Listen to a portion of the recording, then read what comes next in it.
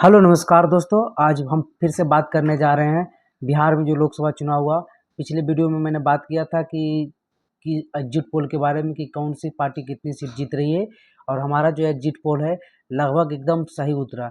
मैंने बताया था कि 30 सीट पर एनडीए जीतेगी और 10 सीट पर जो है महागठबंधन, और वही एकदम करेक्ट हुआ। 10 ही सीट पर महागठबंधन जीत रही है और 30 सीट पर एनडीए।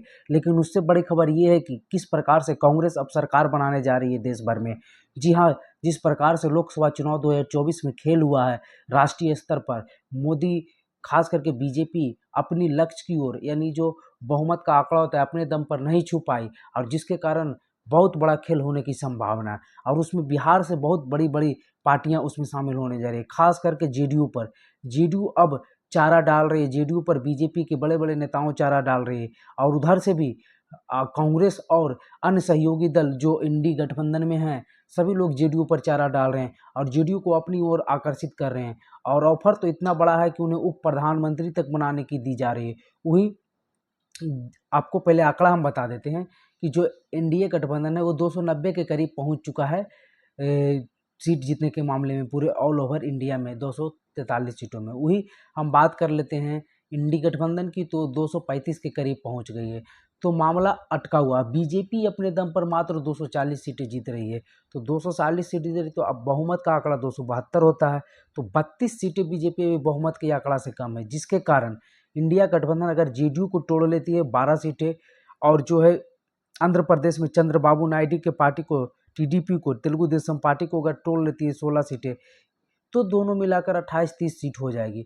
और भी छोटे छोटे दल 2-3 को तोड़ लेती है अगर बीजेपी, और जैसे निर्दलीय, जैसे पप्पू यादव बिहार में निर्दलीय जीते हैं, और भी अन्य कोई मिलाकर, तो कांग्रेस इंडिया गठबंधन सरकार बना लेगी। और ये मोदी के लिए बहुत बड़ी बुरी खबर होगी। चंद्रबाबू नायडू और नीतीश कुमार अगर मिल गए तो फिर नरेंद्र मोदी की सत्ता आसानी से जा सकती है। वैसे बता दें कि बिहार में भी इस बार बहुत बड़ा खेल हो गया है। जिस पर बिहार ने पिछली बार एनडीए 40 में से 39 सीट जीती थी, उस बिहार में इस बार एनडीए की हालत खस्ता रही। देश भर में तो आप लोग देख ही रहेंगे, एग्जिट पोल में अनुमान 400 के पार बहुत बड़े बड़े चैनल दिखा रहे थे, लेकिन एग्जैक्ट में एग्जिट पोल के आधा पर आकर अटक गया। आंकड़ा 300 के भी पार नहीं कर पाई एनडीए। जो 400 पार करने की बातें कह रही थी, वो 300 भी पार नहीं कर पाई। ये बहुत बड़ी सेटबैक है। कोई भी ऐसा सोच नहीं सकता था कि इस बार एनडीए की इतना सख्त हालत होने वाली है, क्योंकि सभी लोग को लग रहा था कि एनडीए तो कंफर्टेबली सरकार बना ही लेगी, बीजेपी भी बहुमत के करीब पहुंच ही जाएगी अपने दम पर। लेकिन बहुत बड़ा सेटबैक यूपी और बिहार, महाराष्ट्र और बंगाल से आया। खास करके यूपी से जिस प्रकार से अखिलेश यादव का परफॉर्मेंस रहा, योगी के तो आधा से भी कम पर समेट दिए।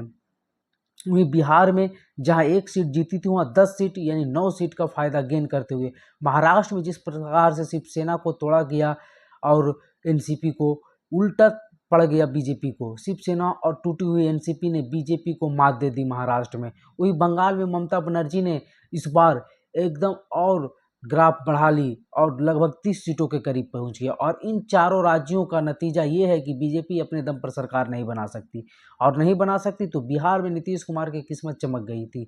वही नीतीश कुमार जिनको लेकर ये बातें चल रही थी कि अब ये सत्ता और प्रशासन से अपना हाथ खींच लेंगे और इन्हें मुख्यमंत्री बस कुछ ही दिनों के मेहमान हैं, और फिर बीजेपी बिहार में मुख्यमंत्री बना लेगी। लेकिन उल्टा हुआ, नीतीश कुमार की अहमियत इतनी बढ़ गई कि वो 12 सीटें, क्योंकि बीजेपी भी बिहार में 17 सीटों पर लड़ी थी तो 12 ही जीती, जेडीयू 16 सीटों पर लड़ी थी 12 जीती, और एलजेपी का तो स्ट्राइक रेट 100% रहा। वही सबसे बड़ी खबर इस साइड बाइक ये है कि उपेंद्र कुशवाहा काराकाट से बुरी तरह से हार गए, तीसरे नंबर पर पहुंच गए।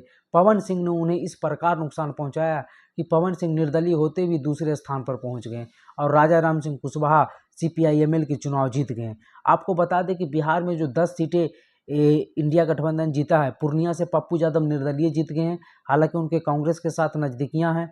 औरंगाबाद से अभय कुशवाहा, आरा से सुदामा प्रसाद, सासाराम से मनोज राम, काराकाट से राजाराम सिंह कुशवाहा, बक्सर से सुदामा सिंह, पाटलिपुत्रा से मीसा भारती, जहानाबाद से सुरेंद्र यादव, किशनगंज से डॉक्टर मोहम्मद जावेद, और कटिहार से तारिक अनवर, ये सभी चुनाव जीत गए हैं।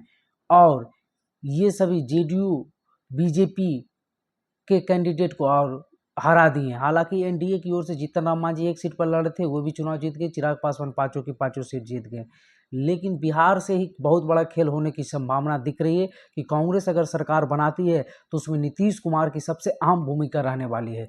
और नीतीश कुमार जब से काउंटिंग में किसी को पूर्ण बहुमत मिलते नहीं दिख रहा है, नीतीश कुमार का फोन भी स्विच ऑफ हो गया, बीजेपी के नेताओं से बातचीत करना बंद कर चुके हैं। सम्राट चौधरी मिलना चाह रहे थे, 2-3 बार उनके घर के पास पहुंचे, लेकिन वो मिलने से इनकार तो नहीं कर रहे हैं, परंतु वो मिल नहीं रहे हैं। तो ये सब खबरें भी आ रही है, अफवाहें भी काफ़ी हो रही है। और कुछ तो बात है, नीतीश कुमार पर इतनी आसानी से भरोसा नहीं कर सकता, क्योंकि नीतीश कुमार को जो दायां हाथ जानता है वो बाएं हाथ तक नहीं जानता। इसलिए अभी कुछ भी हो सकता है। और सरकार जो बीजेपी अपने दम पर बनाने की दावा कर रही है, प्रधानमंत्री नरेंद्र मोदी को फिर से रिपीट करने की बात कर रही है तीसरी बार, उसमें कितना दम है ये 4 तारीख को पता चलेगा। क्योंकि कांग्रेस भी अब पूरी तरह से लग गई है तोड़ मोड़ करने में। तो चलिए, जैसे ही कुछ और नई खबर आती है हम आपको बताएंगे।